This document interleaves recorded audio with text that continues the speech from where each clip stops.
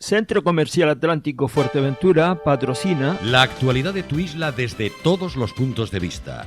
El Magazín de la Mañana con Nuria González. Queremos informarte.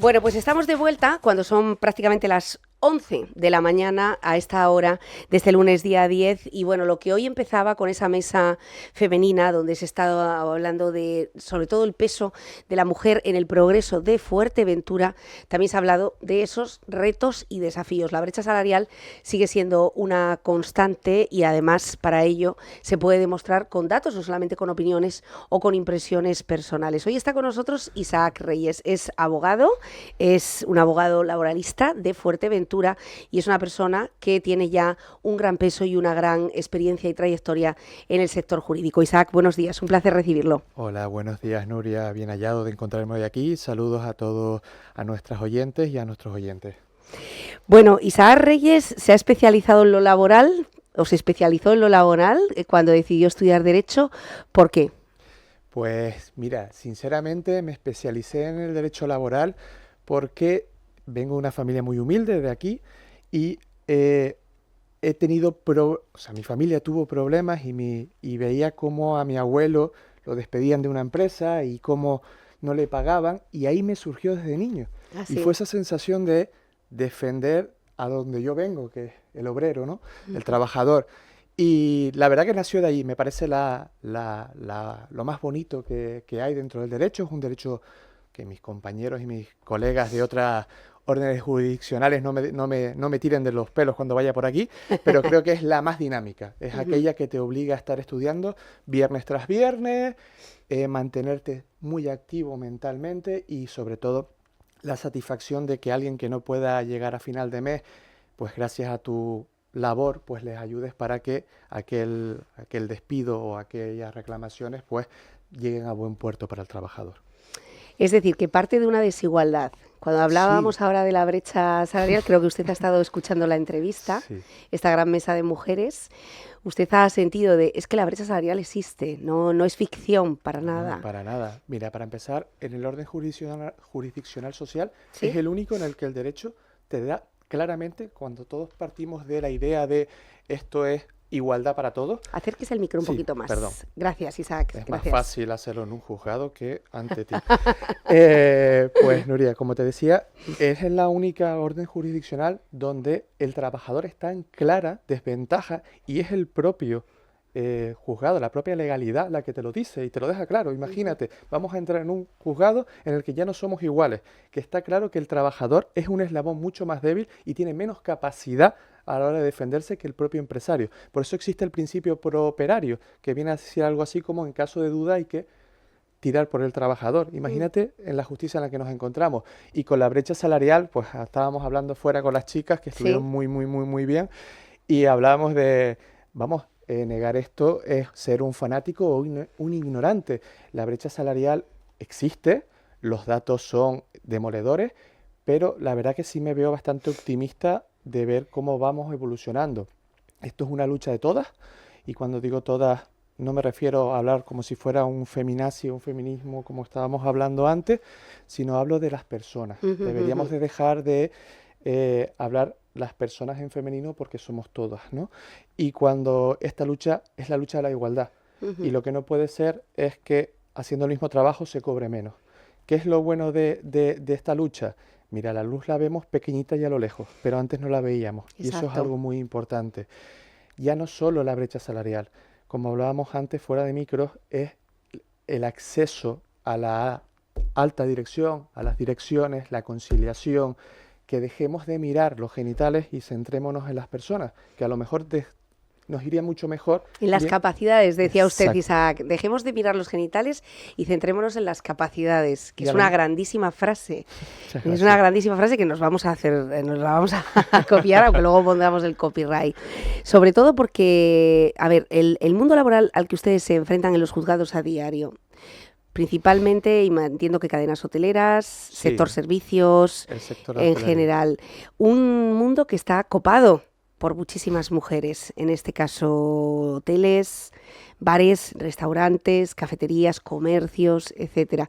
¿Qué se están encontrando? Mira, ¿está copado de mujeres? Sí, pero no en la alta dirección y en la dirección. Y eso es algo que preocupa bastante. Y no por falta de capacitación. Yo creo que viene también de un problema en muchos aspectos de la conciliación. Yo tengo muchos problemas en el despacho que vienen con las concreciones horarias. Y es algo que legislativamente, individualmente puedes reclamar ante una injusticia, ante una vulneración de un derecho, pero ¿y qué haces con la falta de contratación? No te contrato porque eres mujer, no te contrato porque te puedes quedar embarazada, no te contrato por eso. Y es verdad que con las últimas reformas y sobre todo con esa igualdad de tanto de la paternidad como la maternidad, se ha equilibrado un poco, pero sí es cierto que y es innegable que sigue siendo reacio a la hora de la contratación de determinados sectores a las mujeres por ese problema y es una problemática real. ¿Y qué podría hacer el Estado, Isaac, para compensar los miedos, por ejemplo, que tienen las empresas? Oye, no contrato a esta persona porque sé que va a tener una baja prolongada y después un derecho de maternidad, obviamente, y no puedo quedarme tanto tiempo porque no estoy hablando de grandes empresas hoteleras que a lo mejor tienen un mayor beneficio, también tienen un mayor gasto, quiero decir. Estoy hablando de las pequeñas, de las pymes o de las micropymes, que son los miedos a los que se enfrentan y tienen que ver con el bolsillo, con el beneficio que generan. Yo creo que aquí el Estado tiene que entrar por dos motivos. La primera, obviamente la igualdad, ahí lo tenemos que tener en cuenta. Creo que con una legislación en la que equipare a hombres y mujeres con respecto a los derechos de concreción horaria y conciliación, evitará ese miedo a que contrates mujeres o hombres porque lo van a coger exactamente igual. Y sobre todo por otro tema, somos el país con la tasa de natalidad más baja de España, del mundo. Entonces lo que no podemos hacer es encima castigar a la persona que va a tener hijos. Claro. Creo que tiene que ser un tema tanto, digamos que legislativo y sobre todo por el gobierno, pero para eso tiene que estar respaldado por la sociedad. Tenemos que tener un movimiento muchísimo más fuerte y potente para que se escuche, porque si no va a quedar en agua de borrajas. Porque es muy bonito el día 8 de marzo ponernos el pin y salir y hablar, pero que hoy estemos hablando de este tema es que solo estamos hablando de una minoría oprimida y eso es peligroso, porque debería de ser algo del pasado, algo de que ya no debería estar así. Y hablar de la diferenciación de hombres y mujeres, que existe diferenciación entre hombres y mujeres y eso es un problema. El problema es que no tengamos que hablar eso. Exacto, que no se pueda subsanar asumiendo las diferencias en este caso, ¿no? Las empresas, en cuanto a los convenios, los famosos convenios laborales, ¿qué tal se están portando en el cumplimiento o en la mejora? Porque a veces decir, bueno, yo es que estoy cumpliendo convenio, pues hombre, más vale, ¿no?, que esté cumpliendo convenio, pero es que a lo mejor cumplir convenio no es lo que necesita únicamente determinados sectores, es que se incentive un poquito más. Hombre, yo entiendo que el derecho laboral es un derecho muy dinámico y es un derecho, como todo derecho, siempre viene después de las acciones. Es decir, la realidad funciona de una manera y es la que cambia el derecho. Creo que la lucha laboral siempre tiene que ir constante para que eso siempre vaya a más, una lucha que va a más. En el cumplimiento de los convenios, hombre, si no, nosotros hay de todo en la viña del Señor. Es verdad que aquí el motor económico de la isla es la hostelería, el sector servicio.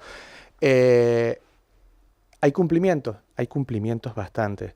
Pero es verdad que hay mucho que todavía, si no, no estaría yo hablando aquí, Claro. mi despacho no estaría funcionando, los despachos de otros compañeros no estarían funcionando. ¿Hay cumplimientos en cuanto a las tablas salariales de los convenios? Mira, cada vez es verdad que sí va a haber un compromiso, sobre todo en las cadenas hoteleras mayores, en el que ese compromiso siempre suele estar. Yo hay determinados derechos en los que veo mucho más vulnerados. La concreción horaria, conciliación familiar y laboral, el tema sobre todo de respeto de jornada, 12 horas entre jornada y jornada, las libranzas, esos cambios de horarios repentinos, ese labor continuamente del trabajador de no tener una desconexión. Yo creo que siguen existiendo muchísimas brechas no solo salariales, sino también de derecho laboral en general. Ujú. ¿Y qué pasa? Que esto es un tema que no se habla cuando la empresa es familiar. Claro, porque aquí de repente entran otros factores, otras coordenadas. Mira, yo el otro día estaba hablando con un compañero que iba a hacer una ponencia de Derecho Internacional y estábamos hablando de que España, a veces cuando hablamos de tejido empresarial en España, parece que hablamos de Estados Unidos o Sí. de Alemania. No, mira, es que aquí el tejido empresarial de este país es la pyme, el autónomo. No es solo Sara, es Mercerías Pepi. Por supuesto. Entonces, De hecho, hay más mercerías Pepis. exacto. que Zaras. Entonces, creo que el derecho laboral y uno de los, digamos, de nuestras piedras angulares es centrarnos en esas empresas. Nosotros, nuestro despacho lleva trabajadores nada más, no lleva empresarios. Y a mí me hace mucha gracia cuando parece que somos antiempresarios. Y todo lo contrario, a nosotros, cuanto más empresarios existan, más empresa exista, más trabajo y más trabajadores hay. Vamos en un mismo barco. Y eso tenemos que tenerlo en cuenta. No somos oposiciones enfrentadas, somos convivencias en un mismo barco que queremos que llegue a buen puerto. Obviamente cada uno pues tirará por un lado, tirará Claro. por el otro, pero queremos en sí, tanto los trabajadores como los empresarios, que todo llegue a buen puerto. Y esa es la idea clave. Interesante esto, Isaac Reyes, que se mencione que el hecho de defender al trabajador no significa demonizar Por supuesto. al empresario, porque en una empresa familiar o en una micropyme, como lo que tenemos en buena parte de la isla y de España, el trabajador también es el empresario, también es el administrativo, también es el que se relaciona con los proveedores y también es la limpieza Exacto. del local, ¿no? Y el que hace las facturas, etcétera, etcétera. Entonces, bueno, hay que saber cuando esa persona decide contratar, porque necesita, porque tiene ya un aumento, cómo puede gestionar la contratación cumpliendo con los derechos, pero a la vez sin que eso le asfixie, que es lo que está ocurriendo en muchas ocasiones. Está ocurriendo los porque- costes laborales. Exacto, porque desde mi punto de vista creo que la legislación se olvida de los autónomos. Bueno, Como siempre. Entonces, simplemente están pensando en las perspectivas de contratación de empresas. No voy a decir otra vez Sara porque parece que tengo algo en contra de Amancio Ortega, pero no, pero bueno, como ejemplo, paradigma de exacto, referente internacional, exacto. ¿no? De la Pero, marca España. claro, nos olvidamos de que Mercerías Pepi es la encargada de que tengamos colegios y escuelas y hospitales. Es decir, son las personas que más cumplen y más pagan. Hay que protegerlos también. ¿Por qué? Porque es el tejido empresarial de este país. Nos guste más o nos guste menos. Querramos hacer una industrialización como nos pide Europa. Mire, somos lo que somos. Y no podemos olvidarnos de ello si queremos crecer como país, porque parece que nos hemos olvidado de la agricultura, nos hemos centrado en grandes cadenas hoteleras, pero oiga, ¿y el taxista autónomo que nos lleva? Oiga, ¿y donde voy a tomar el café que trabaja la madre, la abuela, la hija, y eso da para que su hija vaya a estudiar fuera? Eso es importantísimo porque es un trabajo que no solo genera más trabajo, sino que también, digamos que una industrialización con una enraizado en la isla, y eso es importante también, o desde mi punto de vista al menos creo que así lo es.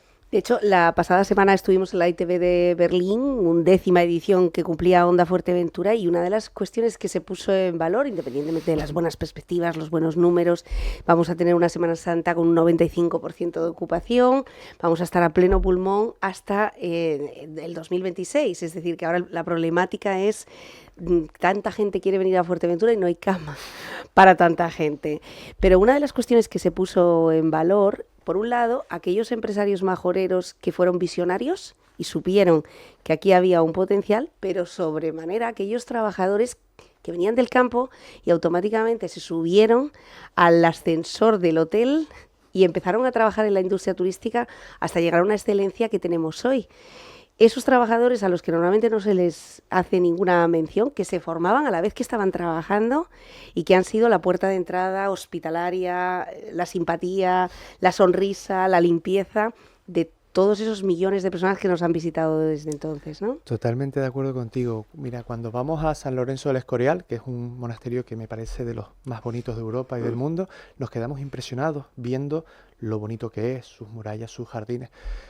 Pero es que nos olvidamos que eran piedras que fueron trasladadas por trabajadores. Es decir, ellos forman el gran monumento, todo ese trabajo que hay detrás. Pues es exactamente lo mismo. Es imposible auparnos al sector hostelero por excelencia en España y de los mejores de Europa sin la persona que te tica la entrada para cogerte la reserva, sin al que te lleva el hotel, porque además no solo eso, los turistas repiten y repiten mucho. Y yo no repito en un sitio donde me tratan mal, donde me tiran la comida. Entonces, es importante, sí, son unos visionarios los empresarios, por supuesto, pero sin un equipo importante detrás, tú eres una excelente profesional en tu trabajo, pero tienes un equipo maravilloso y lo veo a diario aquí. Entonces, es imposible llegar a un solo jugador, no te puede ganar un partido, pero no una liga. Exacto. Pues exactamente Quien marca el gol es uno, pero hay 11. Exacto. Es que es así, Como es hablamos, así. digo, Messi es el mejor jugador para mí del fútbol y de la historia, y yo soy solo del Club Deportivo Tenerife, pero el que figuraba en la Champions o en la Liga era el Fútbol Club Barcelona, ¿no? Exacto. Pues exactamente lo mismo. Exacto, si los equipos no... Por eso, nuestro reconocimiento también en esta entrevista de este despacho de abogados a todos los trabajadores del sector turístico de Fuerteventura y de la industria complementaria que nace bajo la sombra, que supieron rápidamente ponerse en ese tren y sin conocer, pues fíjense hasta dónde hemos llegado. En los hoteles ha habido muchos cambios en la regulación laboral, Isaac, de aquellas camas... Mira, no había número de habitaciones en el sido- caso de las camareras de piso. ¿Cómo evalúa usted ese desarrollo? mira, el desarrollo en el derecho laboral ha sido exponencial. Ha sido exponencial. Como te decía antes, creo que el derecho laboral, por suerte o por desgracia, todavía no lo sé por qué, siempre va después de los hechos, de cómo está. Es decir, primero vemos el problema y después ya legislamos para solucionarlo, ¿no? Y hay veces que nos centramos solo en el problema y vemos la evolución. Ha habido una evolución bastante positiva, ¿vale? Aunque yo estoy muy en contra de las reformas que han existido porque creo que nunca benefician al trabajador o no lo benefician como deberían de haberlo beneficiado, sí es cierto que las normativas cada año, bueno, este 2025 creo que se prevé bastante movidito y sobre todo hay bastantes... Es verdad que, bueno, está la reforma que todos conocemos de la reducción horaria de 37 horas y media, que es verdad que será a lo largo del 2025, se aprobará para entrar en el 2026. Eso no me preocupa tanto porque creo que va a ser un poquito, bueno, ya veremos porque todavía no está legislado, simplemente es una Titulares. titularia. Sí, creo que... Alarmistas, además, porque hay muchas Sí. empresas que ahora mismo están diciendo, ¿pero cómo hago esto? No se preocupe, no creo que vaya a haber tanto problema. Entonces... Nos lo está diciendo un abogado, ¿eh? Bueno, Ojo, pero, muy bien. pero todavía no he visto, es que estamos hablando, pero todavía no hay nada legislado. Sí, hay un acuerdo, pero bueno, es un poco ridículo a veces porque no va a ser tan efectivo como todo el mundo cree. O desde mi punto de vista creo que así no va a ser. Ya lo veremos, no me quiero vaticinar para que el año que viene no me llames y me tires de las orejas. Pero mira, hay alguna normativa que me parece mucho más importante en ese acuerdo. Por ejemplo, la modificación del artículo 49.1 del Estatuto de los Trabajadores con la extinción del contrato laboral una vez que tú eres asiduo a una incapacidad permanente. Antiguamente hasta ahora, tu contrato se extingue cuando tú recibes una incapacidad de la Seguridad Social permanente total para tu profesión habitual. Tienes una reserva de puesto de trabajo de 2 años, eso sí es cierto, pero después de una sentencia del Tribunal de Justicia de la Unión Europea, eso se prevé dentro de ese acuerdo modificar. ¿Por qué digo modificar? Porque ahora lo que intentan hacer ver es que existan mecanismos para que no se extinga el contrato, sino que se adapte a esa incapacidad permanente. Y es algo que me parece que siempre tiene que ser Europa la que nos toque en la puerta y nos diga, oiga, sentido común. ¿Por qué? Porque incapacidad permanente, hay varios tipos de incapacidades permanentes, pero la total y la absoluta, que es digamos las que más nos van a generar, absolutas para todo tipo de trabajo y cobrarías la pensión el 100% de tu base imponible, pero la total para tu profesión habitual es el 55% de tu base imponible hasta que cumplas los 55 años. Y puedes trabajar de otra cosa. Oiga, ¿y por qué no se puede adaptar en mi empresa, que ya llevo muchos años con una antigüedad y unos derechos adquiridos, adaptar ese puesto de trabajo para que yo pueda seguir en otro puesto dentro de mi empresa en la que yo estoy? Esos mecanismos necesarios.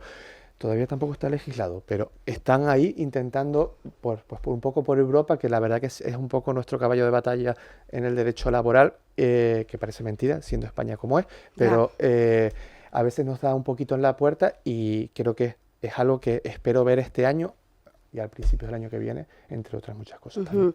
Volviendo a este tema de cuando teníamos efectivamente 35 habitaciones y nadie, cuando no se medían los estudios ergonómicos de las cámaras, cuando no se estudiaba el impacto de los productos que se utilizaban porque se compraba algo muy barato que era muy tóxico, ¿no? El peso, la ausencia cuando se suprimió la figura del ballet, la persona que recogía las toallas, etcétera, e impedía ese peso. O sea, en todo esto también, lo digo porque yo recuerdo hace 15 años esos debates entre los empresarios, las Kellys, las mujeres que empezaron a salir y que todo se veía improbable y era todo un cataclismo, ¿no? El hotelero no podía cambiar nada de esto, esas personas no podían hacer menos habitaciones, los momentos de overbooking. Y sin embargo, el propio mercado y la ayuda de ustedes, de los abogados laboralistas, el no ponerse en contra de la empresa, sino el ir pedagógicamente instruyendo el gobierno a través de la Consejería de Turismo, que también ha hecho un gran papel el gobierno de Canarias. Creo que hemos llegado ahora mismo, se podría decir que ahora son casos puntuales aquellos que no cumplen. ¿O estoy siendo muy optimista, Isaac? Estás siendo muy optimista. Mira, yo me hace mucha gracia porque lo que has contado me parece todo estupendo y muy certero, pero siempre intento ser el mismo ejemplo. Tú lo has dicho, con las Kelly, a las que les mando un saludo, que siempre tenido las puertas del despacho abiertas y son trabajadoras estupendas y que han luchado por los trabajadores de la isla de Fuerteventura. Quiero decir una cosa, y es que se echaban las manos a la cabeza por reclamar cosas de sentido común. Uh-huh. Y esa lucha que antes parecía imposible y que ahora se ve imposible, otros intentos, otros logros laborales, siempre decimos lo mismo. Cuando antes se trabajaba de sol a sol, lo de 8 horas trabajando era que se iba a acabar el mundo y el sistema capitalista y todo iba, y eso es de rojos y... No, el mundo siguió. Que una persona no pueda cargar más de 25 a 35 kilos, sentido común. Entonces, que a veces yo entiendo que a veces a ciertas cabezas que el sentido común impere es como meter, como decía Miguel de Unamuno, en una cabeza cuadrada una pelota. Claro, yo sé que cuesta, pero no es el fin del mundo, ¿vale? No es el fin del mundo, es el comienzo de algo mejor. Bueno, yo creo que sí, y efectivamente así lo ha demostrado esos cambios, que por cierto las Kellys fue un movimiento maravilloso que nos hizo empatizar a todo el mundo con ellas. Estuvieron muy presentes en los carnavales, precisamente en fechas como las de ahora. Les cantaron todas las murgas, participaron en muchos de los eventos. ¿Qué ha pasado? ¿Por qué aparentemente, por qué se ha extinguido este movimiento? Yo no creo que se haya extinguido. Yo creo que las Kelly salieron en un momento en el que era necesario. O sea, increíble, impetuosamente necesario. Creo que salieron a dar voz a todos aquellos que... Porque es muy fácil cuando dicen, vete a un abogado y reclama. Sí, individualmente. Pero luchar colectivamente por unas mejoras de toda la isla, oye, chapo por ella. A mí me parece que ha sido un movimiento necesario, importante y que yo creo que no han desaparecido, ya están ahí. Ellas están ahí. Ellas no se van a ir y van a estar ahí cuando más lo necesitemos, y creo que eso es importante también, porque hablamos antes de la lucha social de las mujeres en general. Oye, ¿y en los puestos de trabajo qué? Uh-huh. ¿Qué pasa? Yo el día 8 de marzo me pongo un lacito, pero después permito que carguen con perdón como una burra más habitaciones que los estudios ergonómicos me dicen. Uh-huh. No, yo entiendo que no, que ahí tiene que estar un poquito donde tienen que estar. Las mujeres migrantes, Isaac, que llegan a la isla de Fuerteventura, ¿son fruto de mayores desajustes laborales? ¿Aprovechamiento, sobreexplotación? Porque estamos viendo que hay muchas empresas que quieren contratar personal, seguramente es algo que usted tiene en el despacho a diario y no está encontrando mano de obra, no toda la que le gustaría. Y ahí quizá tiene que incurrir en una ausencia de contrato porque hay una persona que no tiene papeles y que quiere darle trabajo, y hay ahí un desencuentro tremendo. Pero hay otros que deliberadamente lo hacen así, aprovechándose de que son quizá personas, aquí hablo mujeres, hombres, migrantes, jóvenes. ¿Qué detecta usted? ¿Que la migración puede ser todavía más...? Yo creo que somos un país con un problema de memoria bastante grande y nos hemos olvidado, y sobre todo Canarias, de que hemos sido migrantes toda la vida. Entonces, el problema es que cuando emigraban, mi abuelo tuvo que emigrar, querían que nos trataran bien. Y ahora parece que nos hemos olvidado porque somos nosotros los que recibimos. Y por suerte creo que los desarmados es un porcentaje muy pequeño. Pero sí, existe tanto en hombres como en mujeres. Esa facilidad de sobre todo, yo lo veo más en el campo, de volver otra vez a repoblar los campos con mano de obra rozando la semiesclavitud. Entonces, creo que todo viene de un desajuste del gobierno legislativo, no solo con el tema laboral, sino también a la hora de normalizar y regular la legalización de esas personas dentro de España. ¿Por qué cuesta tanto? 3 años, 3,5 años, que una persona esté aquí en Puerto del Rosario viviendo con su familia y sabemos que está viviendo con sus hijos escolarizados, en fin, con un registro que contamos y sin embargo esa persona no puede trabajar aparentemente hasta que no tenga ese permiso de residencia, esa nacionalidad o esos papeles arreglados? Siempre hablamos de esto, se está legitimando la inmigración ilegal, porque esas personas obviamente necesitan comer todos los días, ellas y sus hijos y sus familiares. Si sabemos que están y que han venido a aportar en el progreso y en el desarrollo, ¿por qué se sigue permitiendo que haya 3 años, es que se está diciendo pronto, son 3 años en los que esa persona no puede tener un carnet de conducir, que tiene que seguir sorteando un mercado laboral efectivamente de semi-explotación, 3 años en los que un empresario que quiere contar con ellos no puede? Y si se la juega, tiene una sanción de alguna de las inspecciones laborales. No sé si esto es un tema que ustedes empujan desde los juzgados a que esto se agilice. Y como hablamos antes, al país con la tasa de natalidad más baja, efectivamente. Necesitamos gente en edad activa para poder trabajar. Mira, yo creo que es una falta de desabastecimiento en cuanto a los encargados por parte de las administraciones públicas para agilizar. Falta medios, creo que faltan medios humanos, faltan medios técnicos. Lo que no es normal es que se tarde, como hablamos, más de 3 años para poder hacerlo. Es ridículo. Y después vendrán los problemas, otros problemas derivados de esos 3 años sin estado activo, en el que echaremos la culpa a la migración. Y yo creo que eso es algo que son las administraciones públicas las encargadas y las que deberían de hacer un poquito más por la labor de agilizar esos trámites. Creo que una vez agilizados los trámites, se regularía todo por completo. Claro, sobre todo porque son leyes que no contemplan la realidad que tenemos ahora. Por supuesto, son leyes que nadie contemplaba cuando se realizó la ley, que iban a venir pateras a diario. Entonces es imposible, los centros de inmigración están llenos, los mandamos, es que no hay nada, los MENA, es imposible abastecerlos. Tenemos que adaptar, porque la legislación tiene que adaptarse con los nuevos medios, como hemos hablado. Pero claro, te adaptas a los nuevos medios, pero dótalos también. No dejes el cascarón del huevo sin nada dentro. Cosa que puede ser, por desgracia, muy habitual en muchos de los sectores.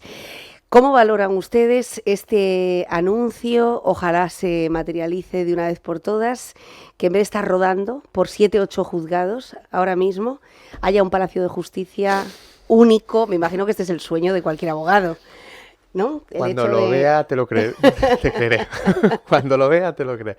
Mira, lo de los juzgados en Fuerteventura es lamentable. Lo que no puede ser es que estén los compañeros, porque los considero compañeros, aunque yo esté en el sector privado, a los funcionarios que tengo amigos y son trabajadores excepcionales, a los que los ves entrar como si fuera tercermundista y los expedientes prácticamente por los suelos. No hay medios.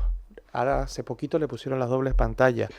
Mira, una ciudad como Puerto del Rosario merece un palacio de justicia en el que todos los juzgados, los 8 de instrucción, el penal y los sociales estén metidos, y no solo metidos todos los que estamos ahí, sino tenemos que prever, como hizo Gran Canaria, o Las Palmas en este caso, de hacer un palacio de justicia con vistas a un futuro, a un crecimiento, que no se nos quede después cuando lo terminemos, como pasó en Santa Cruz de Tenerife, que se quede pequeñito, sino lo que pido a los políticos que se encargan de esto, por favor, un poquito de miras a futuro. No tengamos este problema ahora, que cuando acabe y la ciudad haya crecido dentro de unos años, también se quede pequeño y tengamos que dejar a juzgados fuera, porque yo, con la litigiosidad que existe en Fuerteventura, me parece increíble que no tengamos al menos un sitio que cuando llueve no entre en gotera.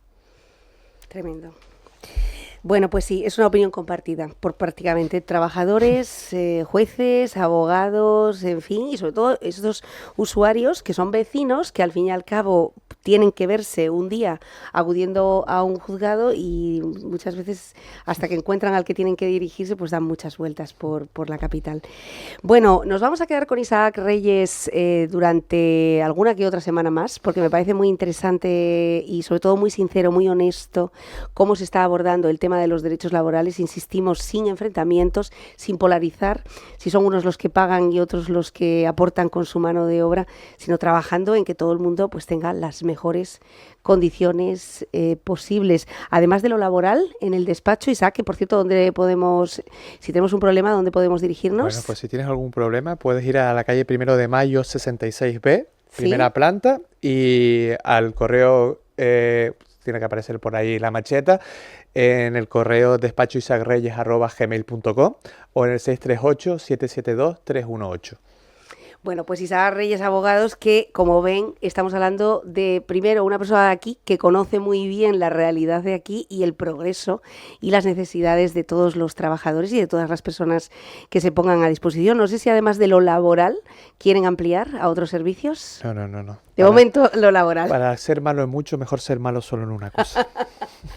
Bueno, ya han visto que no, que controla bastante este tema y sobre todo con bastante sentido común, que a veces es el que más falta nos hace además del conocimiento. Isaac, un placer tenerlo por aquí. Muchísimas gracias, Nuria. Ha sido un placer y un saludo a todas nuestras oyentes y nuestros oyentes. Muchas gracias. Bueno, nosotros nos despedimos. Ahora sí, por cierto, que a partir de la 1 de la tarde se ha convocado una rueda de prensa con carácter extraordinario en el que Lola García, la presidenta, y Víctor Alonso, el consejero de Bienestar Social, parece que van a responder ante los medios de comunicación con respecto al proyecto de la residencia sociosanitaria de Gran Tarajal. Vamos a ver qué nos cuentan, se lo llevaremos en riguroso directo. Muchas gracias, buenos días, volvemos mañana puntuales a partir de las 8. Sean felices.